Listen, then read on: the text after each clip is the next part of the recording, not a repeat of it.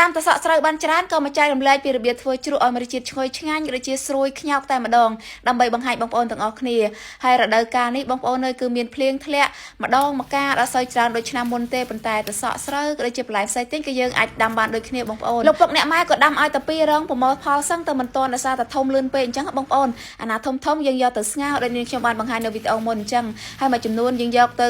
ធ្វើជាអន្លក់ផងធ្វើជាមុខម្ហូបផ្សេងផងហើយថ្ងៃនេះក៏មកចែករំលែកពីរបៀបធ្វើជ្រក់តសក់ស្រូវឲ្យមានរសជាតិឆ្ងាញ់និងស្រួយបានល្អ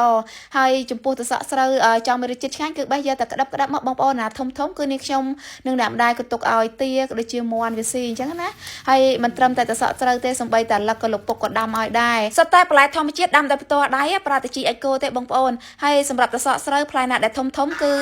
បោះឲ្យមាន់ឲ្យទាឲ្យកងានស៊ីបងប្អូនសំបីតែកងានហើយទាហ្នឹងក៏ចូលចិត្តស៊ីបន្លែធម្មជាតិដែរបងប្អូនហើយចែកបងប្អូនញាតិមិត្តមួយចំនួនច្រើនមែនតើហើយយើងយកតែផ្លែណារៀងសឡនទុយដើម្បីធ្វើជ្រក់ចំពោះការធ្វើជ្រក់គឺនាងខ្ញុំហាន់កង់បងប្អូនឬក៏ទៅវែងតាមការចូលចិត្តក៏បានដែរហើយបន្ទាប់មកគឺយើងត្រូវកូរស្ករត្នោតរបស់យើងហ្នឹងឲ្យឈ្ងុយជាមុនសិនកូរស្ករត្នោតរបស់យើងទាល់តែឡើងពណ៌ជើងអង្ក្រងឡើងឈ្ងុយហើយចាំដាក់ទឹកចូលហើយចំពោះបរិមាណទឹកគឺនាងខ្ញុំប្រើ6លីត្របងប្អូនហើយស្ករត្នោតរបស់យើងចំនួន3ខាំបន្ទាប់មកយើងកូរឈ្ងុយដាក់ទឹកហើយ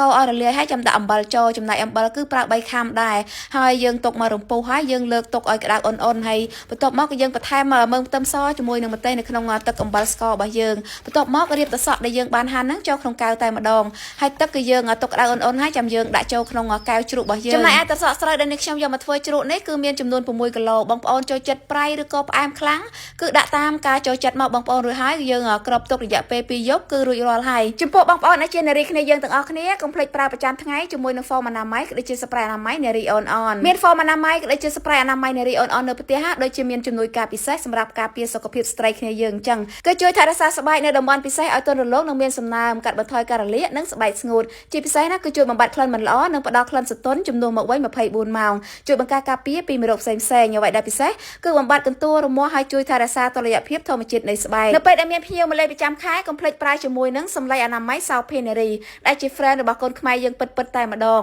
ហើយទាំង3មុខនេះគឺជាផលិតផលរបស់ក្រុមហ៊ុនចៃសោភីផ្សារធម្មជាតិ24គ្រប់ផលិតផលរបស់ចៃសោភីផ្សារធម្មជាតិ24គឺប្រើដោយជំនួយទឹកចិត្តបងប្អូនអាចរកទិញបានតាមតូបតាមផ្សារកន្លែងលក់គ្រឿងក្រអូបតាមម៉ាតផ្សារទំនើប25ខេត្តក្រុងជ្រក់តសក់ស្រូវរបស់យើងបន្ទាប់ពីទុករយៈពេល2យប់ឥឡូវជូរមកល្មមឆ្ងាញ់ហើយចាក់ចេញពីកែវចូលកធុនមួយលាយជាមួយនឹងគ្រឿងទៀតរឹតតែឆ្ងាញ់ថែមទៀតបងប្អូនហើយចំពោះការជ្រក់នេះគឺនេះខ្ញុំ